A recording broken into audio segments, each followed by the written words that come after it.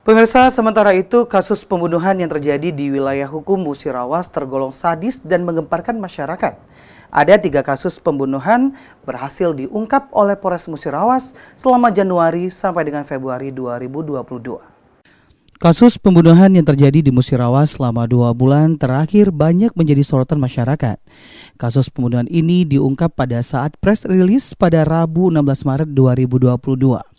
Dijelaskan langsung oleh Kapolres Musirawas, AKBP Ahmad Gusti Hartono.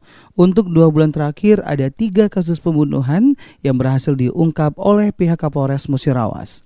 Pertama, kasus pembunuhan Koordinator Security PT SAS, yakni Taufik warga Morabliti, Kabupaten Musirawas, oleh pelaku Winata, warga desa Rantau Bingin, Kecamatan TPK Musirawas.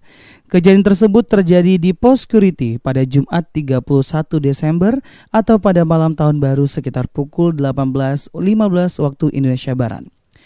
Kemudian kasus pembunuhan terhadap Hermanto, warga desa Muara Rengas, Kecamatan Muara Lakitan, Kabupaten Musirawas.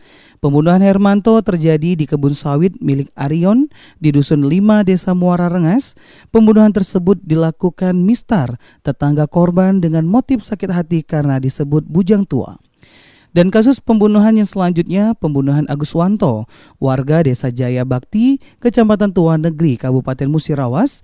Kasus ini terungkap berawal dari penemuan tengkorak oleh warga di bawah jembatan Sungai Musi, Desa Tambangan, Kecamatan BTS Ulu, Kabupaten Musirawas pada 27 Januari lalu. Tersangka pembunuhan ini adalah Marianto, warga Kampung 3, Desa Bliti Baru, Kecamatan Muara Bliti, Kabupaten Musirawas, dengan motif ingin menguasai uang korban. Dengan modus tersangka mengajak korban ritual untuk menggandakan uang. Bulan Januari dan Februari tersebut, kasus-kasus menonjol yang sudah saya sebutkan tadi, itu ada 17 kasus. Dan alhamdulillah semuanya berhasil diungkap.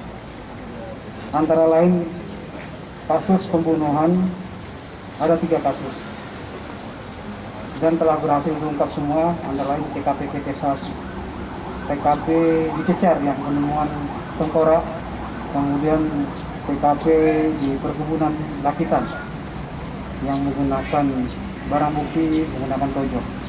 Yolanda Monika Putri, Silampari TV.